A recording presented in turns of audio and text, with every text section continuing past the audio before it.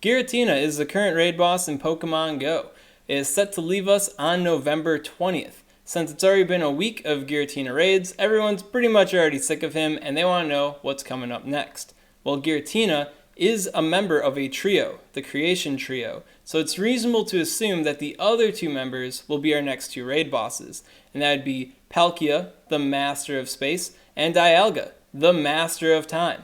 If you're curious about Giratina, Giratina is the master of literal nothingness, which kind of makes sense for Pokemon Go because it's literally the master of nothing here, am I right? Up ahead is a clip from my live stream SwagTips where I cover the basics of the Palkia and Dialga raids. We do have their stats and we do have their moveset information, so I'm able to make my swaggy graphs to let you know what beats them down the best. Also, using their stats and moveset information, I can give you a light idea of how they may look in the meta. So starting out, we got Palkia, and Palkia is a Dragon Water type Pokemon. All your hopes and dreams for Kingdra, that is what Palkia is. So some pretty good stats, bulky overall, and as far as the move pool goes, it has Dragon Breath, which isn't exactly good for raiding, but it's not a bad move.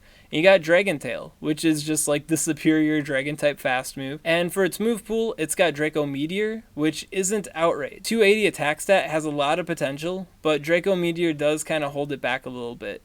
It's not the end of the world for it. It's still going to be a really great Dragon type attacker, but Draco Meteor, right? Fire Blast, not too exciting. I really don't see it doing too much with Fire Blast, but Hydro Pump, quite good. I mean, it's a big, beastly water type Pokemon, so Hydro Pump could come into play for it. It's a Dragon water type Pokemon, so it does have doubled up resistances to other water type Pokemon and to fire type Pokemon, so it could have some bulky niches there. Might not be the most optimal counter in a water or fire type raid, but it'll be like one of those guys that it's like, hey, if you have this already powered up, it's a super, super good Pokemon for that specific fight. So get hyped. It is its time to shine in this specific way, right? So pretty good Pokemon. Definitely not a 100% must power up, but won't be the worst option ever. Now, as far as countering it goes, so this is the Palkia raid. All the movesets that Palkia has averaged. So, you know, the raid counters fighting every single moveset, and then their performance against every single moveset averaged together. And this is the pre-stat change, so the stats that we currently have in the game. When the stats do change, I'll definitely update this content when the time comes to let you know how things changed. But for the most part, the best counters, or like how these counters relate to each other on this graph, are more or less going to remain unchanged. So basically what we'll be looking at. You'll notice that some of the Pokemon are grayed out. I grayed out Pokemon that we currently don't have in the game. So these are Gen 4 Pokemon that we don't have. And by the time Palkia and Dialga come out, some of them might be released, some of them might not be. But I just wanted to, like, I guess, highlight them in a special kind of way just to let people know what's going on with that. So right away for this raid, you'll see that the top DPS option is Rayquaza. This is a Dragon Water type Pokemon, so it is not weak to Ice. You can see all the way in the lower left corner, basically, you know, worst DPS and worst tankiness of all the Pokemon I decided to graph out. Yeah, you got Mamoswine there. Mamoswine, he ain't doing so hot. I mean, Palkia does have Hydro Pump and Fire Blast, two attacks that are super effective to Mamoswine, so not going so hot there. And then its powerful Ice-type moves are only neutrally effective. They're not even super effective, because it's got that Water type going on. So yeah, the only weaknesses that Palkia has is Dragon and Fairy, which makes countering this raid boss not too easy. As far as DPS goes, Rayquaza is the best. And then going down for the Pokemon that we do have, you got, you know, Dragonite, Salamence, and Latios.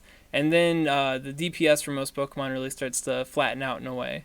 As far as being a tanky counter goes, definitely got to side with Gardevoir in a certain respect. If you're up against Hydro Pump or Fire Blast, you know, in particular, the Dragon types are going to do a lot better than featured here because this is the average of all movesets, so they're being held back right now by the Draco Meteor moveset. But Gardevoir, on the other hand, is a Fairy type, which has a doubled up resistance to Dragon type attacks, which will make it much more tanky against the Draco Meteor moveset. 14 is enough to do the trio, so Giratina does make you trio viable, so definitely not that bad. One tanky Pokemon that's not trio viable is Lugia, but Lugia is also quite tanky as well. I felt it'd probably be a good idea to include them on this. So if these dragon types are getting boosted in their performance because of the Hydro Pump and the Fire Blast movesets, and they are, reasonably being held back by the Draco Meteor moveset, well, how would they look against Draco Meteor specifically? Well, I didn't make a graph on it, but I did look up the simulation data, and basically their DPS will more or less be the same. Like, it technically will be a bit lower because they'll be fainting faster than usual. But where they'd show up on this graph is like basically where they are now as far as their damage per second. But they'd end up in like the 2 to 2.5 range for TDO. So they'd drop back all the way over here, feeling like a bunch of scrubs. Overall, Rayquaza is still going to be the better DPS option, but all these different Dragon-type Pokemon will be going down in one Draco Meteor. Between Dragon Tail and Draco Meteor, most counters that aren't resisting Dragon-type hits are also going to get one-shot themselves. I know, for example, that Gyarados gets one-shot by the combination of Dragon Tail and Draco Meteor, or it comes like super close to getting one-shot where, in practice, and without perfect IVs and without being maxed out, Gyarados would probably get knocked out from that combination. So very aggressive and powerful raid boss in that respect. Yeah, against the Draco Meteor set specifically, I'd say investing in a couple fairy types would probably be a good idea. And if we're lucky, maybe Togetic's evolved form will be out by then. Another really bulky fairy type Pokemon with Dazzling Gleam. Air Slash is fine. This is using Hidden Power Dragon, so if you're using Air Slash, your DPS will probably be like 16, right? But tankier fairy type than Gardevoir is, so definitely tanking those dragon hits like a boss. Above the Togekiss, to the right of the dragons here, we have these 3 unreleased dragons. And yeah, you can see that Palkia is also a great counter to itself. Mainly because, you got the Fire Blast and the Hydro Pump movesets, right? And this guy doubly resists those attacks and hits back with super effective dragon type damage. So the other dragons, they're getting a single resist in. This guy's getting a double resist in. Will be destroyed by Draco Meteor just like every other dragon, but overall, a more tanky option. As I was saying before, for Palkia and Dialga in general, I think when you're thinking about using them as attackers, they're going to be immediately compared to, Rayquaza and Dragonite. And then when Garchomp comes out, because this is kind of like the trifecta. Sorry, Salamence, Garchomp. Once it exists, you're kicked out of being the big 3. These would be the big 3, right? Compared to these 3, definitely. Because Rayquaza is going to have the better DPS. Do you want to invest in a legendary Dragon-type Pokemon that doesn't have the higher DPS, right? And then when it comes to Dragonite, Dragonite's far more accessible. A lot of us already have pockets full of Dragonites. Do we really want to spend the Stardust and Rare Candy on a new dragon if the benefit of having that dragon isn't that much greater than Dragonite? Kind of tough call on Palkia there. And then Garchomp, when it comes out, is going to be one of the tankier Dragon-type Pokemon, and will have very high damage as well. And it's a non-legendary, so depending on how exclusive it is, might really make you want to reconsider dropping Stardust on Palkia. But that said, Palkia does have some pretty cool benefits going for it. It is doubly resistant to fire and water, so in raids against a raid boss using fire-type attacks or water-type attacks, Palkia will be beasting those hits pretty well. And then Dragon-type damage, very pervasive neutral hits, and then most things are using fire-type attacks, are fire-type Pokemon, and you do have that Hydro Pump to work with.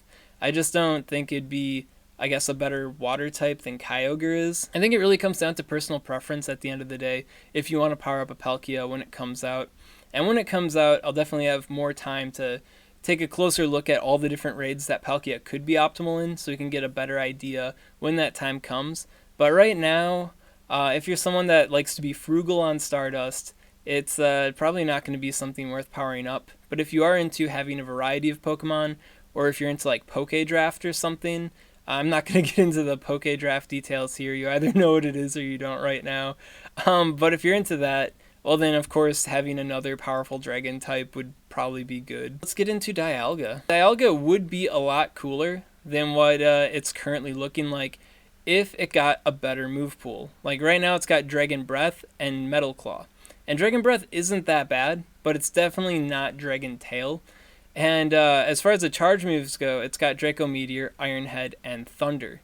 So Draco Meteor paired with Dragon Breath is kind of doubly bad, because when you're using a single bar charge move like Draco Meteor, a lot of your damage, like a lot of your baseline DPS, is influenced by your fast move, or your quick move, whatever you want to call it. And Dragon Tail does have a higher baseline DPS than Dragon Breath. When you're, doing damage charging up to your Draco Meteors, the Dragon Breaths are technically going to be holding you back compared to a Pokemon that's using Dragon Tail. And then on top of that, I feel like Outrage is objectively superior to Draco Meteor. So these two things kind of holding back its potential as an attacker, combined with it having a lower attack stat, like 275 isn't bad, but we have Rayquaza. But I will say, it does have the Dragon and Steel typing, which does give it a ton of resistances, and it is the highest CP Dragon-type Pokemon, so it has a lot of bulk to come with those resistances, so there'll be a lot of raids where Dialga is one of the better counters to the raid boss. And as far as it being a Metal-type attacker goes,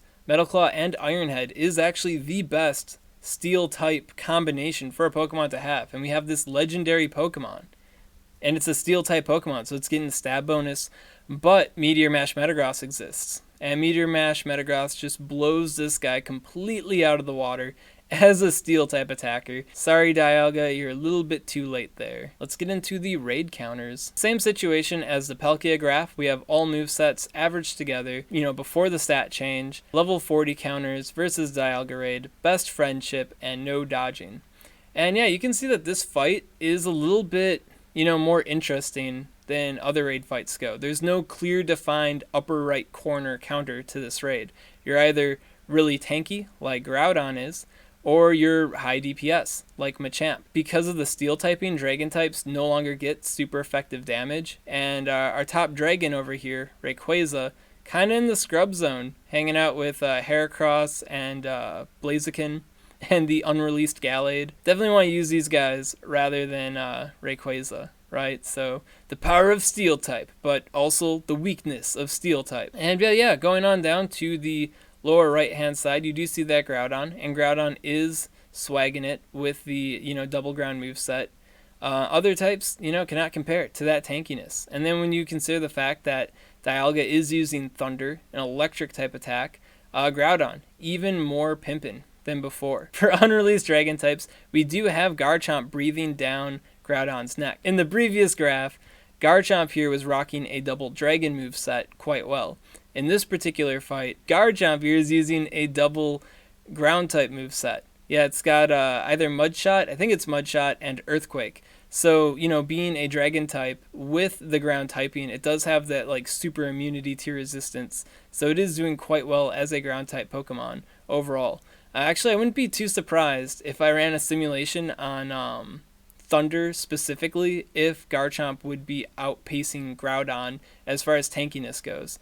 Since this is against all movesets averaged, we do have Draco Meteor weighing against Garchomp. You can see that Dialga is also a very bulky counter to itself. I mean, it's Steel type, so it resists the Iron Head, and then it's Dragon type, so it resists the Thunder.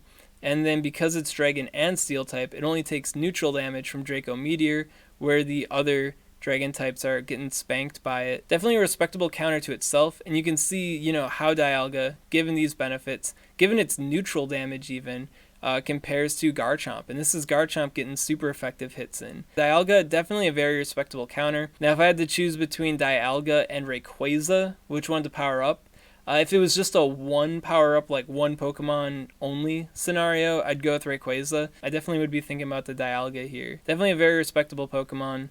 Definitely have to take a closer look at it when it comes out, or when the time comes close for it to come out. If we get more information on the stat change, maybe a stat rework, or other game mechanic reworks, because PvP is allegedly coming out in November, right? Question mark. Will we actually get it? I don't know. But yeah, so definitely cross that bridge a little bit better once we get to it. So that was a clip from my live stream SwagTips. SwagTips streams every Tuesday at 7 p.m. Central Time on the Twitch channel SwagTips. If you have any questions on this content, comment below, let me know, and I'll be happy to help you out. And if you enjoyed this content and you want to see more like it, well then subscribe to SwagTips.